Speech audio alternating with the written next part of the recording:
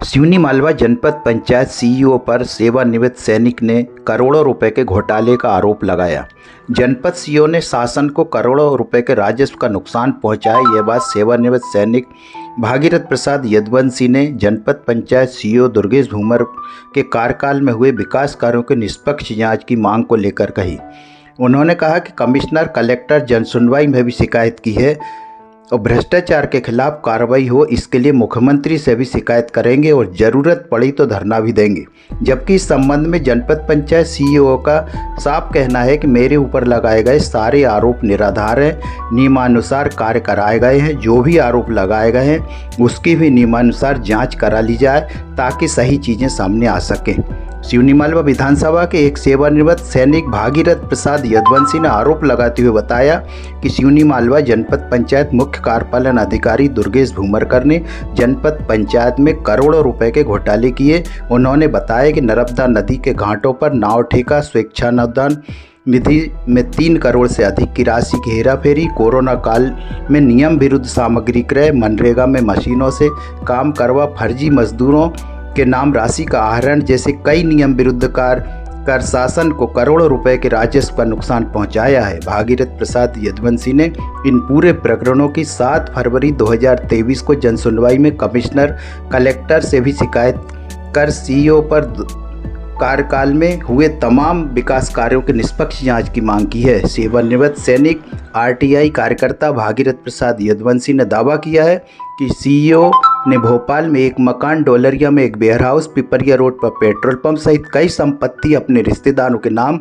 क्रय की है। यह संपत्ति इन्हीं भ्रष्टाचार से कमाई गई है। उन्होंने शिकायत में बताया कि सीईओ ने ग्राम पंचायत झाड़बीड़ा को शहरी क्षेत्र के कार्य के लिए एजेंसी बनाकर लाखों रुपए का गबन किया है। इसी तरह सिवनी मालवा विकासखंड के नाव घाटों की राशि सन 2019 एवं 2021 शासकीय खाते में जमा नहीं की।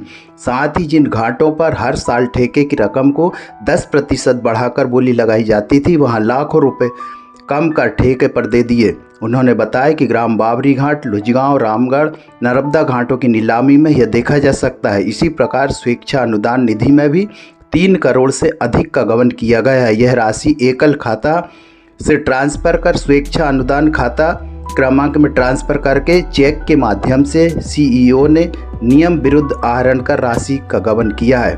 इस संबंध में जनपद पंचायत सीईओ दुर्गेश कुमार भूमरकर का कहना है कि उनके ऊपर लगाए गए आरोप निराधार हैं। उन्होंने बताया कि मेरे द्वारा जो भी निजी कार्य किया गया है उसकी बाकायदा नियमानुसार अनुमति ली गई थी, जिसके दस्तावेज भी मेरे पास हैं। जनपद पंचायत क्षेत्र के भी आरोप लगाए गए हैं, उसकी भी नियमानुसार जांच करा ली जाए ताकि सही चीज़ें सामने आ सके। जनपद पंचायत सिवनी मालवा में सीईओ के द्वारा शासन की राशि का कम से कम 3 करोड़ से ऊपर का जो है इन्होंने घोटाला किया है। कौन सी वो है? उसमें स्वच्छता खाता प्लस एकल खाता के माध्यम से। कौन सी मुख्य कार्यपालन अधिकारी श्री दुर्गेश भूमरकर द्वारा जानकारी कैसे लगी?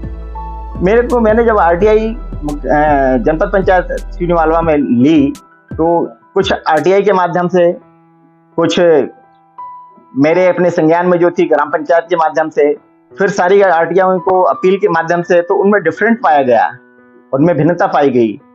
कभी सीईओ एक काम को होना बताता है तो वही जानकारी जिनके माध्यम से उन्होंने काम किस कार्य के एजेंसी के द्वारा कराया गया उनसे ली तो उन्होंने भिन्न बताया है। आपके हिसाब से सबसे बड़ा घोटाला क्या है? वो कितने का है? मेरे हिसाब से स्वच्छता खाता और एकल खाते को लेकर के कम से कम 3 करोड़ से ऊपर का खाता एक ही खाते में गबन किया हुआ है। कैसे हुआ ये गबन? ये गबन एकल खाता से एक ही राशि 9,90,000 की राशि एक ही बिल पे करेक्शन करके अलग नंबर डाल करके और 9,90,000 की राशि दोबारा एक ही बिल से भुगतान की गई। कोरोना काल के समय की भी आप बात करें तो सामग्री खरीदी गई, नहीं खरीदी ली गई? जी हाँ, कुछ हमारी सिवनी मालवा की ग्राम पंचायतों ने सीईओ ने दबाव दे करके उनके फर्जी बिल के माध्यम से भुगतान किया गया है और सारे बिल सीईओ के रिश्तेदार भोपाल में कोई दुकान है उसके माध्यम से बिल आए हैं। दवाई क्रय नहीं की गई, लेकिन बिलों का फर्जी बिल लगाकर भुगतान शासन के द्वारा कर लिया गया है। कुछ मनरेगा की भी आप बात करें? जी हाँ, मनरेगा में भी मशीन का प्रावधान नहीं है, जबकि चाहे ग्राम पंचायत बावरी में देख लें, हरपालपुर में देख लें, पथाड़ा में देख लें, अन्यत्र मैंने जहाँ भी सर्च किया है वहाँ पे मशीन का चलना पाया गया है और मनरेगा के नाम पर मजदूरों के नाम लिखे गए हैं और राशि निकाली गई है, जबकि मजदूरों ने काम नहीं किया गया है और मशीन द्वारा कार्य कराया गया है। कुछ नाव घाट के भी आप बात करें, रेल वगैरह कुछ टेंडर? जी हाँ, सन 2019 और 2021 की बात करें तो 2019 में जो घाट दिया जाता है, एक एग्जाम के फल के तौर पर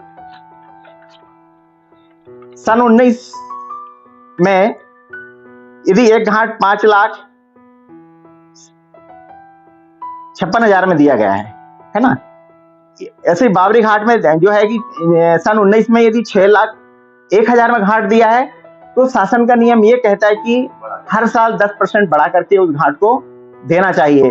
तो इन्होंने 19 में 6,01,000 में घाट दिया, लेकिन वही घाट को सन 2021 में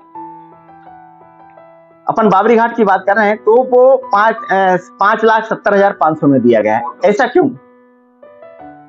अच्छा, आपने एक आरोप भी लगाया है कि इनके जो रिश्तेदार इन्होंने कुछ प्रॉपर्टी भी बना ली है। आप अगर डोलेरिया की बात करें या वो क्या है प्रॉपर्टी? जी हाँ,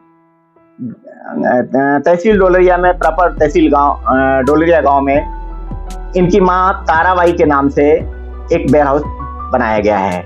ये वेयर हाउस जब से सिवनी मालवा 2019 जुलाई से ये पदस्थ है, क्योंकि आज के दौरान तक इन्होंने ताराबाई के नाम से पेट्रोल पंप एक केसला ब्लॉक में भी खेल मैदान के पास ही बनाया गया है और कुछ प्लाट भोपाल में और मकान भी खरीदे गए हैं। ये सब घोटाले के अंतर्गत, ये सारे घोटाले के अंतर्गत से, और इनकी जो तनख्वाह की राशि का ये मूल्यांकन किया जाए तो ये कहीं फिट नहीं बैठता है। इसलिए हमारे को शंका के दायरे में जब ये जानकारी ली गई तो सत्य पाया गया है। इसकी शिकायत आपने भी कहा? इसकी शिकायत मैंने पहली दफा कलेक्टर महोदय नर्मदापुरम होशंगाबाद और कमिश्नर महोदय आयुक्त महोदय नर्मदापुरम को की गई। तो आगे अब क्या चाहते हैं? आगे मैं लोकपाल सतर्कता आयोग एवं अपर सचिव मध्य प्रदेश शासन भोपाल एवं श्रीमान माननीय महोदय मुख्यमंत्री महोदय को ये शिकायत पेश करूंगा। इसके उपरांत भी यदि कार्रवाई नहीं हुई तो मैं धरना स्थल या कोई इस टाइप से जहाँ पे कि मेरी आवाज को शासन सुन ले वो। सर, जितने भी आरोप आप लगा रहे हैं, क्योंकि एक वो एक अधिकारी के तौर पर है, जितने भी आरोप आपकी ओर से लगाए जा रहे हैं, इसके बात का क्या प्रमाण है आपके पास? कहाँ के प्रमाण है? किस प्रकार के प्रमाण है मेरे पास? अभी एक मैं ऑडियो दिखाता हूँ, जो मैंने ऑडियो मेरे द्वारा नहीं, एक नाहरकोला का जो सचिव सस्पेंड था, जो बहाल हो चुका था, उसकी राशि स्वतः ही निकलना शासन ने तय कर दिया था, लेकिन इसके उपरांत भी मुख्य कार्यपालन अधिकारी दुर्गेश धूमर के द्वारा उस सचिव से 6 लाख रुपए की राशि लेकर के उसको सिर्फ 6 लाख दिया। 12 लाख रुपए की राशि निकाल करके 6 लाख उन्होंने रख लिया और 6 उसको दिया गया है। उसका ऑडियो मेरे पास है, मैं आपको पेश कर रहा हूँ। इसके अलावा और कोई आरटीआई वगैरह निकाल? जी हाँ, मेरे पास आरटीआई के लिए नाव घाट की भी जितनी भी जानकारी दी, मेरे पास सारी आरटीआई की जानकारी मेरे पास उपलब्ध है। जहां भी जरूरत पड़ती है मैं पेश करूंगा। किस प्रकार की शासन प्रशासन कार्रवाई? मैं तो ये चाहता हूं कि भ्रष्टाचार के खिलाफ जो भी कदम इन्होंने भ्रष्टाचार किया है उसके खिलाफ शासन कार्रवाई करें, ताकि हमारी सिवनी मालवा साफ और सुथरी रहे और इससे हमारा जो भविष्य, हमारे लोगों का जो भविष्य है ना, एक अच्छे नागरिक, अच्छा क्षेत्र, अच्छी उपज वाला हमारा जिला इस टाइप का बने। इसलिए मेरी जो लड़ाई है भ्रष्टाचार के खिलाफ। एक बात और बता दीजिए, एक बड़े अधिकारी के ऊपर आरोप प्रत्यारोप लगा रहे हैं, जिम्मेदारी और घोटाले का आरोप, भ्रष्टाचार का आरोप पूरी जिम्मेदारी के साथ आप लगा रहे हैं? जी हाँ, पूरी जवाबदारी के साथ। जब मैं बगैर आधार के कोई बात नहीं करता और ना ही करूंगा और ना किया आज तक। उनको जो पता चला हो कि आप इस प्रकार की जो पत्रकार वार्ता कर रहे हैं, कि वो आपसे मिलने कभी आए, आपकी मुलाकात कभी हुई क्या? जी हाँ, कल ही मेरे से बगैर पूछे, बगैर काल की हुए, कल शाम को करीब ये 7:30 बजे मेरे घर पे घुस गए और मैं जब बाहर निकला तो मैंने कहा कैसे अंदर आए? बोले आपसे मिलने आया था। मैंने कहा दरवाजा नॉक करके आना चाहिए था, मोबाइल नंबर आपको ऊपर डला हुआ मेरे बोर्ड पे, वो आपने करना चाहिए था, लेकिन आपने इस टाइप की कोई प्रतिक्रिया नहीं देकर के डायरेक्ट मेरे घर के अंदर दाखिल हो गए। कब की घटना? ये कल 7:30 से लेकर के और 8 बज करके 49-49 तक। क्या बोले आपसे? मेरे से माफी मांगने लगे। मैंने कहा साहब मैं माफी करने वाला कौन होता हूँ? मैं भ्रष्टाचार की लड़ाई हमेशा लड़ता आया हूँ, लड़ रहा हूँ, लड़ूंगा। कुछ उसकी वीडियो रिकॉर्डिंग आपके पास थी? मेरे पास मेरे घर पे जो है मेरा कैमरेस लगे हैं, उसमें आप देख सकते हैं। आरोप लगाए गए हैं, कुछ पर्सनल आरोप लगाए हैं और कुछ ऑफिशियल वर्किंग के आधार पर आरोप लगाए हैं। उसमें मैं अभी तो पर्सनल आरोपों को तो तत्काल डिनाई करता हूं कि ऐसे किसी भी प्रकार से हम लोगों ने मेरे स्तर से कोई भी काम ऐसा नहीं किया जिससे कि इस तरह के आरोप को साबित किया जा सके। कोरोना काल की बात करें, वो स्वास्थ्य सामग्री क्रय विक्रय की बात करें, उसके आरोप है, मनरेगा को लेकर आरोप है, कई प्रकार के आरोप हैं। वो संबंधित अब आप लोगों ने जैसे बताया कि पंचायतों के माध्यम से कुछ आरोप लगाए, तो पंचायतों की रिकॉर्ड को जांच किया जाएगा, उसमें पता चल जाएगा कि क्या है। एक ऑडियो उनकी तरफ से दिया था जिसमें आपको 6 लाख रुपए देने की बात की जा रही है। वो गलत ऑडियो है। वो मतलब मैंने ना किसी व्यक्ति से कभी किसी प्रकार की डिमांड की है, ना ही भविष्य में करता हूँ। और आप लोग सभी जानते हैं मुझे कि 3 साल से मैं यहाँ पे सर्विस में हूँ और आज तक कोई ऐसा व्यक्ति नहीं आया, आपके पास भी नहीं आया और किसी के पास भी नहीं आया जिसको अपन ने किसी अनड्यू डिमांड के लिए प्रेशर किया हो। कई प्रकार की शासन की राशि भी मिलेगी, चाहे मिलर देखने के बाद का मामला हो, चाहे मनरेगा का मामला हो। वो जो ऑफिशियली चीजें हैं उसकी जांच होगी और फिर उसमें पाया जाएगा जो भी। सर वो आरोप लगा रहा है कि मेरे घर क्यों? नहीं, देखो क्या है, जैसे मैं भी आर्मी परिवार से हूँ और वो भी आर्मी परिवार से, तो मैं पहले से ही उनको जानता हूँ पर्सनली। तो मैं वही उनसे मिलने गया था कि भाई ऐसा क्या हो गया कि कोई ऐसे पर्सनल वो तो नहीं थी जिसके कारण उन्होंने मेरे पे आरोप लगाया।